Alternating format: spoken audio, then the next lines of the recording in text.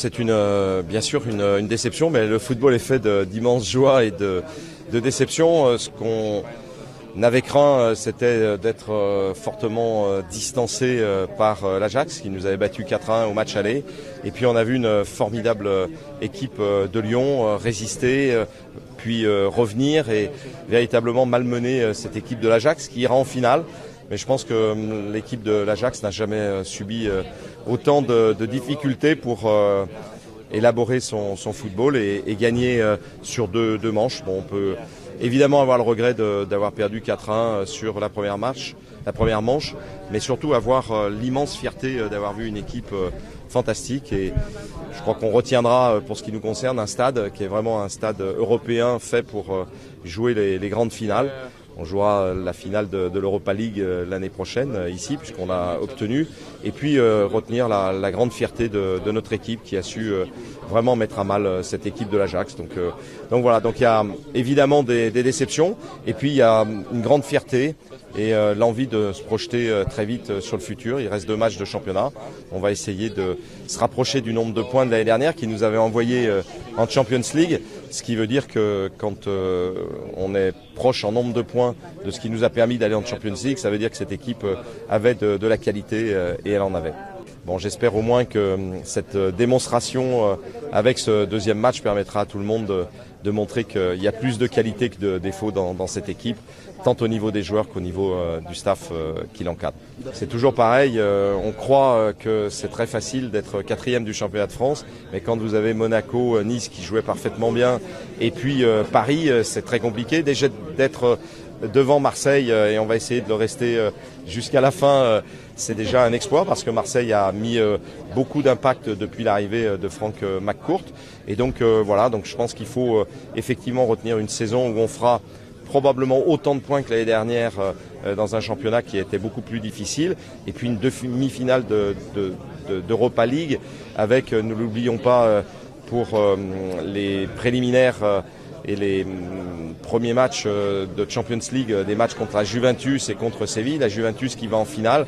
Non, c'est vraiment une saison qui, si on termine 4e, sera une saison réussie. Elle aurait pu être meilleure parce qu'on aurait pu aller en finale de l'Europa League et peut-être la gagner, parce que je vois bien l'Ajax dominer Manchester cette année.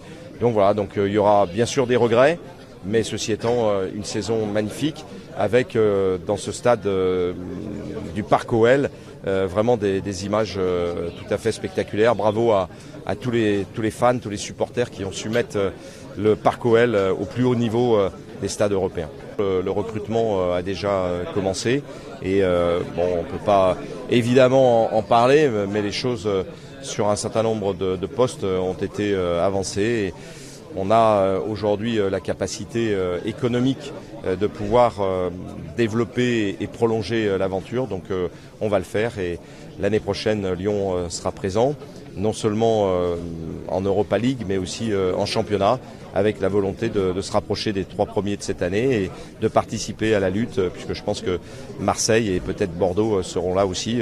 On a la chance maintenant en France d'avoir de très bonnes équipes.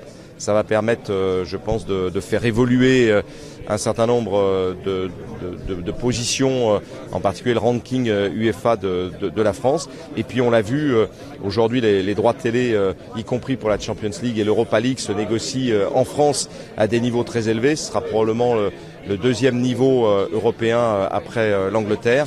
Et donc voilà, donc il n'y a pas que des mauvaises nouvelles, il y a aussi plein de choses positives, et c'est vrai que bon, on peut toujours critiquer, mais on peut aussi savourer ce qui a été bien fait, et on est très heureux ce soir d'avoir vu ce match devant 55 000 personnes qui étaient survoltées. Rachid peut partir puisqu'il est en fin de contrat.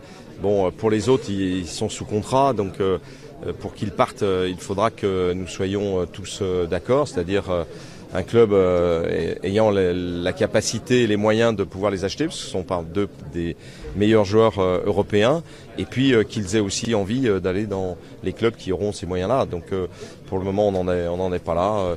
Il y a une très belle solidarité entre les joueurs, entre les dirigeants. On s'entend très très bien.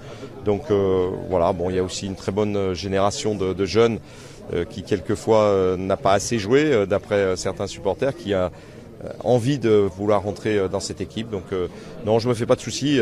D'une part, on recrutera. Deux, on gardera probablement plus de joueurs que vous l'imaginez. Et trois, on aura une génération du centre de formation qui viendra compléter. Et l'Olympique Lyonnais sera très ambitieux l'année prochaine. Ce sera la deuxième année du parc OL de manière complète. Et on le sait, économiquement, on a repris des ressources que l'on n'avait plus avant.